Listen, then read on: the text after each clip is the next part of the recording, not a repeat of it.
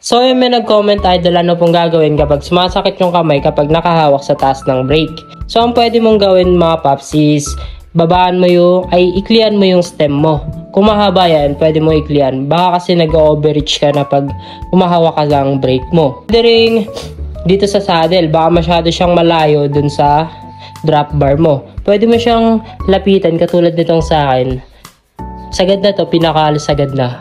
Malapit to dito sa sa drop bar. Pwede mo rin gawin na etong drop bar mo, itaas mo ng konti, ipaganon mo konti, paganyan mo konti.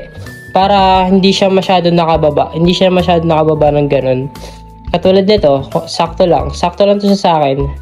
So, pwede mo pang gawin is yung ito. Pwede mo siyang balikuin ng konti para medyo comfortable siya sa kamay mo. Para, yun. Hindi manakit yung kamay mo pag hawak mo. So, yun, pwede mong i-apply yung mga sinabi ko kung gusto mong hindi ka na mahihirapan sa paghawak ng brake mo. Ay. Sorry mga paps, naka-alarm pala yung bike ko.